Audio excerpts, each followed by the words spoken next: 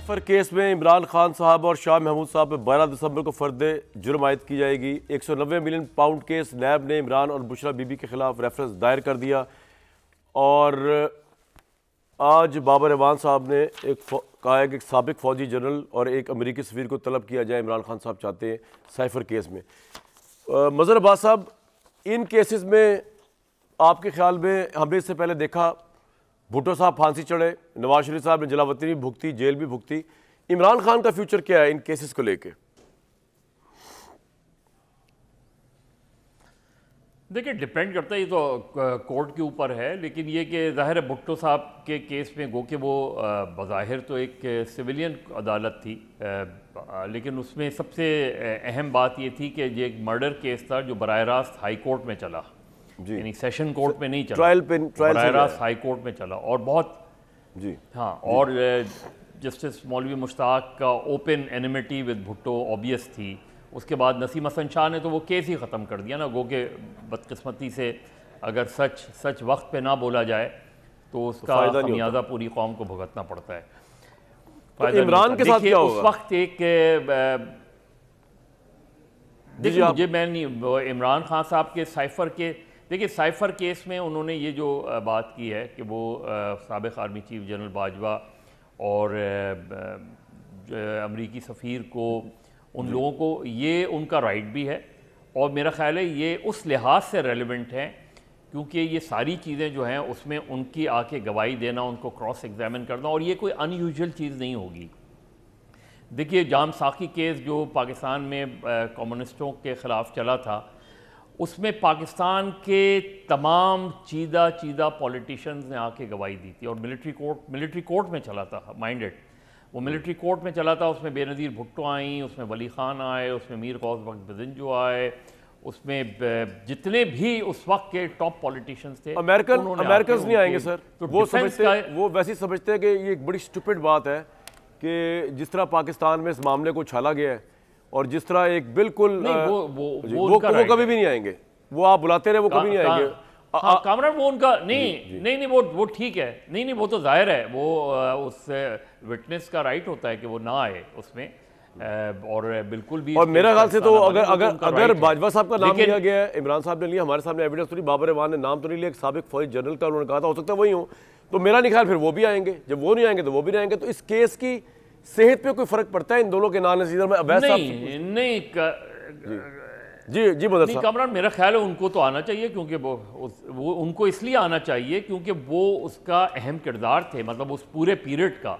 तो अगर वो आएंगे तो उसमें कोई ऐसी बात थोड़ी होगी। After all he is a retired general, as a witness आ सकते हैं, और मेरा ख्याल है उनके एज अ विटनेस आ सकते हैं वो। बिल्कुल ठीक। तो अवैध साहब, कितना सीरियस केस है ये साइफर वाला आप लोगों के लिए, इमरान साहब के लिए, जिसकी फर्द जुर्म अब लगने लगी है?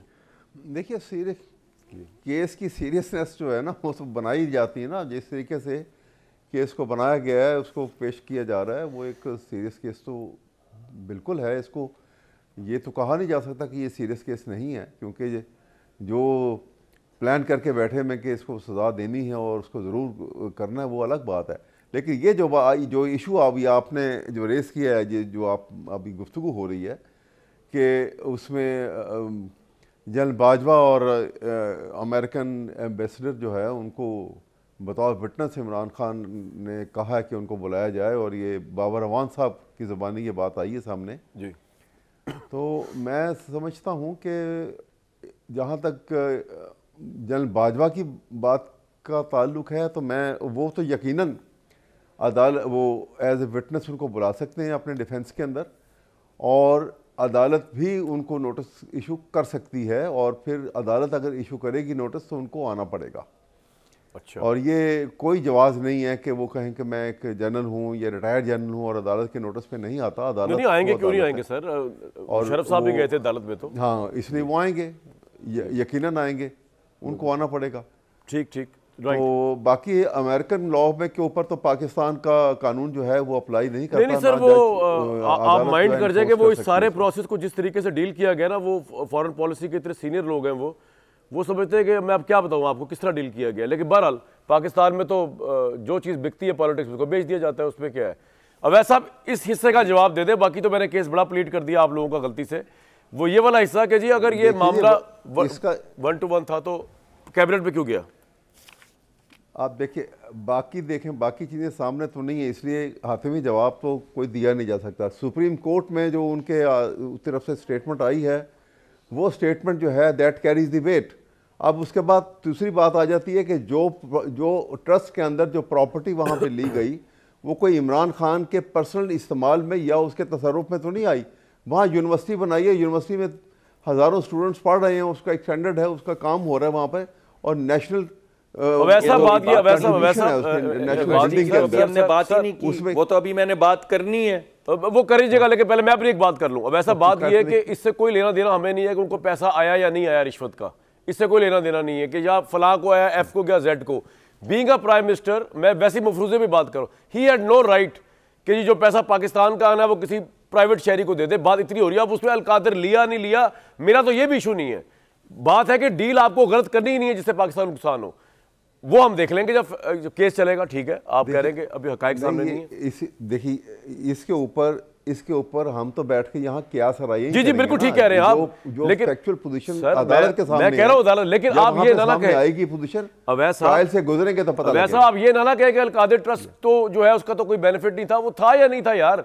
अगर इमरान खान ने गलत डिसीजन दिया है तो वो गलत है, नजर आ रहा है। चाहे अलकादर नहीं लिया या दिया। काबीना का तो जवाब लें कामरान शाहिद साहब, अगर काबीना का जवाब तो लें कि काबीना के पास क्या लेने आया है। वो कह रहे मुझे नहीं पता इमरान खान ने किस चीज की इजाजत दी मिर्जा शहजाद अकबर को एक ट्राईपार्टाइट एग्रीमेंट